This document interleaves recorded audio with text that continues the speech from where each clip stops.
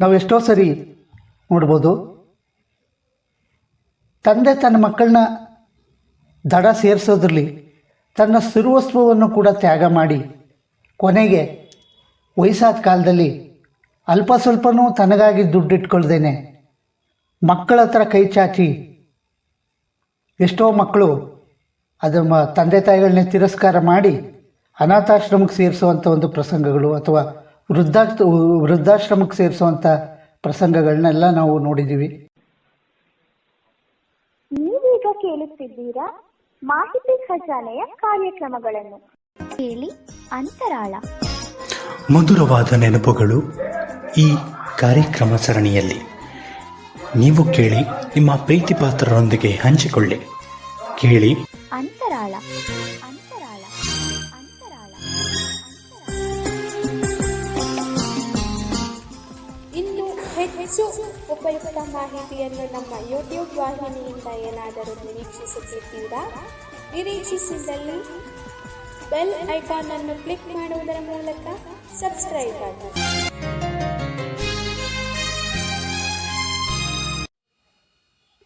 ನಮಸ್ತೆ ಮಾಹಿತಿ ಖಜಾನೆ ಯೂಟ್ಯೂಬ್ ಚಾನಲ್.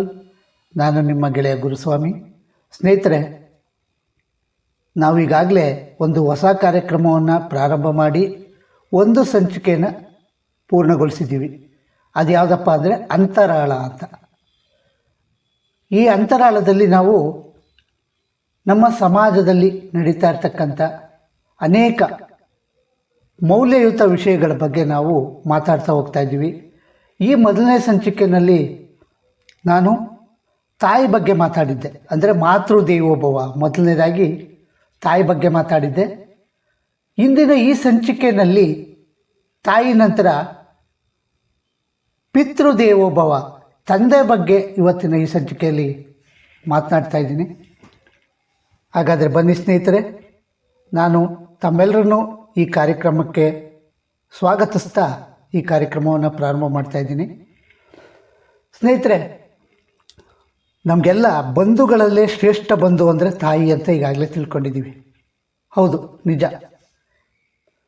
ಅದಕ್ಕೆ ಸರಿಸಮಾನವಾಗಿ ತಂದೆನೂ ಕೂಡ ಅಷ್ಟೇ ಜವಾಬ್ದಾರಿಯುತವಾಗಿ ನಮ್ಮನ್ನು ಪಾಲನೆ ಪೋಷಣೆ ಮಾಡ್ತಾರೆ. ಅದನ್ನು ನಾವು ಎಷ್ಟು ಜನ ಗುರುತಿಸಿದ್ದೀವೋ ಇಲ್ವೋ ಗೊತ್ತಿಲ್ಲ. ಯಾಕೆಂದರೆ ತಾಯಿ ಮನೆಯಲ್ಲಿ ಮಗುವಿನ ಲಾಲನೆ ಪಾಲನೆ ಮಾಡಿಕೊಂಡು ಮನೆ ಕೆಲಸಗಳನ್ನೆಲ್ಲ ವಹಿಸ್ಕೊಂಡು ಮನೆ ಜವಾಬ್ದಾರಿಯನ್ನು ನಿರ್ವಹಿಸೋದು ನಮಗೆ ಗೊತ್ತು, ನೋಡಿದ್ದೀವಿ.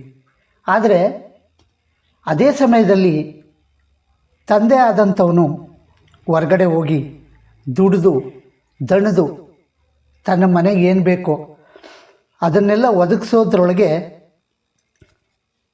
ಆತನಿಗೂ ಕೂಡ ತುಂಬ ಶ್ರಮ ಬೀಳುತ್ತೆ ಸ್ನೇಹಿತರೆ. ಯಾಕೆಂದರೆ ನಾವು ಏನೇ ಬೇಕಾದರೂ ಕೂಡ ತಂದೆನ ನೇರವಾಗಿ ಕೇಳಲ್ಲ, ಗಂಡು ಮಕ್ಕಳೇ ಆಗಲಿ ಹೆಣ್ಮಕ್ಳೇ ಆಗಲಿ. ನಮ್ಗೆ ಅಗತ್ಯ ಏನಿದೆಯೋ ಅದನ್ನು ಮೊದಲು ತಾಯಿಗೆ ತಿಳಿಸ್ತೀವಿ. ಯಾಕೆಂದರೆ ಹೆಚ್ಚಿನ ಅಟ್ಯಾಚ್ಮೆಂಟು ನಾವು ತಾಯಿ ಜೊತೆ ಬೆಳೆಸ್ಕೊಂಡಿರೋದ್ರಿಂದ ನಾವು ತಂದೆಗೆ ನೇರವಾಗಿ ಕೇಳಕ್ಕೆ ಹೋಗಲ್ಲ ಏನೇ ಬೇಕಾದರೂ. ನಮಗೆ ಗಂಡು ಮಕ್ಕಳಾದರೆ ಸ್ಕೂಟ್ರ್ ಬೇಕು, ಹೆಣ್ಮಕ್ಳಾದರೆ ಒಡವೆ ಬೇಕು, ಅದು ಬೇಕು, ಇದು ಬೇಕು, ಸಾವಿರಾರು ಆಸೆಗಳಿರ್ತವೆ.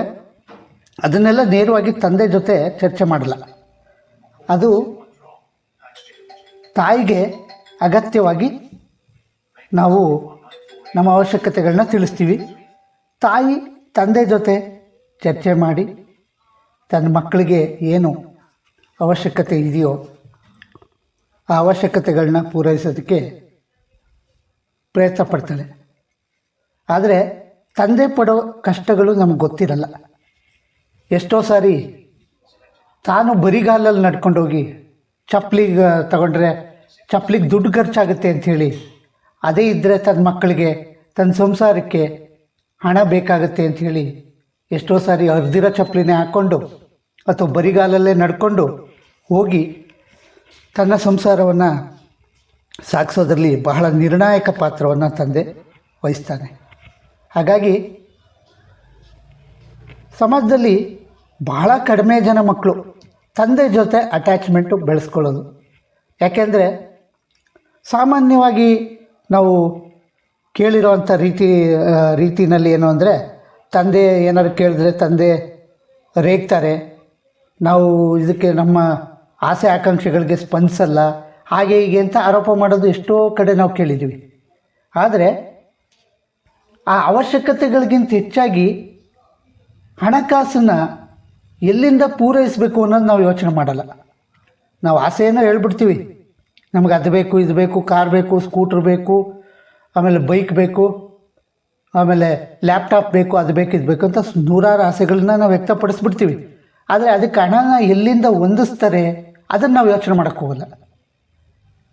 ಆದರೂ ಕೂಡ ತಂದೆಗೆ ತಾಯಿ ಮೂಲಕ ತಿಳಿದಂಥ ವಿಷಯ, ತಂದೆ ಅದನ್ನು ಸೀರಿಯಸ್ ಆಗಿ ತಗೊಂಡು, ಅಯ್ಯೋ ನನ್ನ ಮಗನಿಗೆ ಕೊಡಿಸೋದ್ರಿಂದ ಅವನಿಗೆ ಅನುಕೂಲ ಆಗುತ್ತೆ, ನಾನು ಪಟ್ಟ ಕಷ್ಟ ನನ್ನ ಮಕ್ಕಳು ಪಡಬಾರ್ದು, ಈ ಥರ ಯೋಚನೆ ಮಾಡಿ ನಮ್ಮ ಆಸೆ ಆಕಾಂಕ್ಷೆಗಳನ್ನ ಪೂರೈಸೋದಕ್ಕೆ ಸಾಲ ಮಾಡಿ ಆದರೂ ಸರಿ, ಅಥವಾ ಸ್ನೇಹಿತರು ಬಂಧು ಬಳಗದವರಿಂದ ಕೇಳಿ ಪಡ್ಕೊಂಡು ಅಲ್ಪಕಾಲದಲ್ಲೇ ಅದನ್ನ ವಾಪಸ್ ಕೊಡ್ತೀನಿ ಅಂತ ಹೇಳಿ ಹಣ ತಂದು ನಮ್ಮ ಆಸೆನ ಪೂರೈಸ್ತಾರೆ.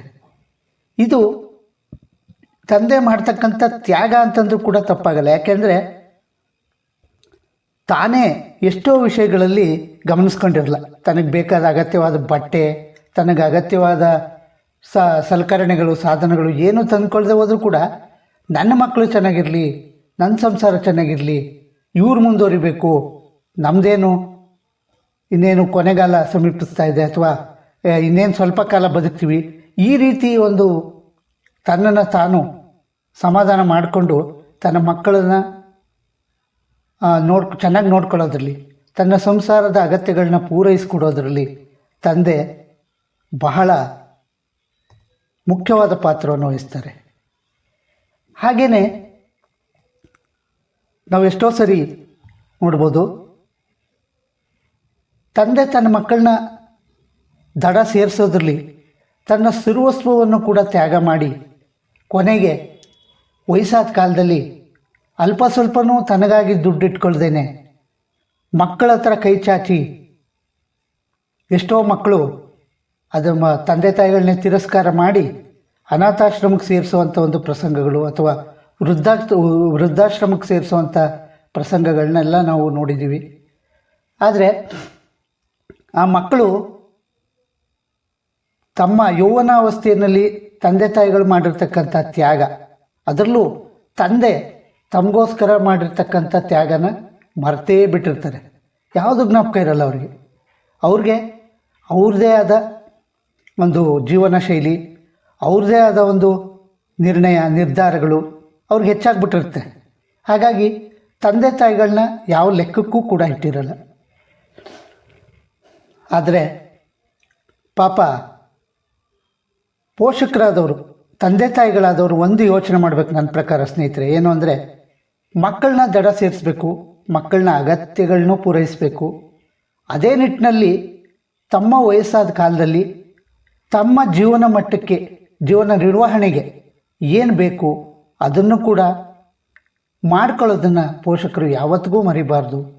ಯಾಕೆಂದರೆ ಯಾವ ಮಕ್ಕಳು ನೋಡ್ಕೊಳ್ತಾರೆ ಅಂತ ನಾವು ನಿರೀಕ್ಷೆ ಇಟ್ಕೋಬಾರ್ದು.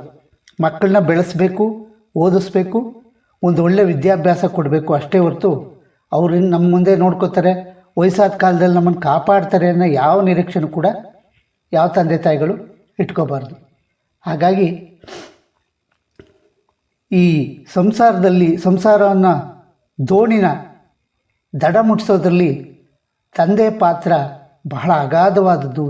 ಆ ನಿಟ್ಟಿನಲ್ಲಿ ಎಲ್ಲರೂ ಕೂಡ ನಾನು ಕೇಳ್ಕೊಳ್ಳೋದಿಷ್ಟೇ, ನಿಮ್ಮ ತಾಯಿಗೆ ಯಾವ ರೀತಿ ಗೌರವ ಕೊಡ್ತೀರೋ, ತಾಯಿ ರೀತಿ ಯಾವ ರೀತಿ ಅಟ್ಯಾಚ್ಮೆಂಟ್ ಇಟ್ಕೊಂಡಿರ್ತೀರೋ ತಾಯಿ ಹತ್ರ, ಅದೇ ರೀತಿ ತಂದೆನ ಪ್ರೀತಿಯಿಂದ ಮಾತಾಡಿಸಿ ತಂದೆ ಜೊತೆಗೂ ಅಷ್ಟೇ ಅಟ್ಯಾಚ್ಮೆಂಟ್ ಬೆಳೆಸ್ಕೊಳ್ಳಿ. ಆಗ ತಂದೆಗೂ ಖುಷಿಯಾಗುತ್ತೆ, ನನ್ನ ಮಕ್ಕಳು ಎಷ್ಟು ಪ್ರೀತಿಯಿಂದ ಕಾಣ್ತಾರೆ, ಎಷ್ಟು ಪ್ರೇಮದಿಂದ ವಾತ್ಸಲ್ಯದಿಂದ ನೋಡ್ತಾರೆ ನನ್ನ ಅನ್ನೋ ಭಾವನೆ ತಂದೆಗೂ ಬರುತ್ತೆ.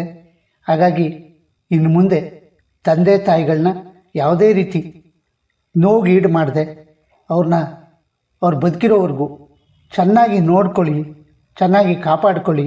ಯಾಕೆಂದರೆ ಅಮೂಲ್ಯವಾದ ವಸ್ತು ಅಂತಂದರೆ ತಂದೆ ತಾಯಿ ಅಷ್ಟೇ. ಇನ್ಯಾವ ಬಂಧು ಬಳಗನೂ ನಮಗೆ ಅಮೂಲ್ಯವಾದ ವಸ್ತು ಅನಿಸಲ್ಲ, ಅವ್ರು ಬರೀ ಬಂಧು ಬಳಗ ಅಷ್ಟೇ. ಹಾಗಾಗಿ ತಾವೆಲ್ಲರೂ ಕೂಡ ಇನ್ನು ಮುಂದೆ ತಂದೆ ತಾಯಿಗಳನ್ನ ಅದೇ ರೀತಿ ನೋಡ್ಕೋತೀರಿ ಅಂತ ಭಾವಿಸಿ ಇಂದಿನ ಈ ಕಾರ್ಯಕ್ರಮವನ್ನು ಮುಗಿಸ್ತಾ ಇದ್ದೇನೆ. ಮುಂದಿನ ಸಂಚಿಕೆಯಲ್ಲಿ ಮತ್ತೆ ಭೇಟಿಯಾಗೋಣ. ಎಲ್ಲರಿಗೂ ಧನ್ಯವಾದಗಳು.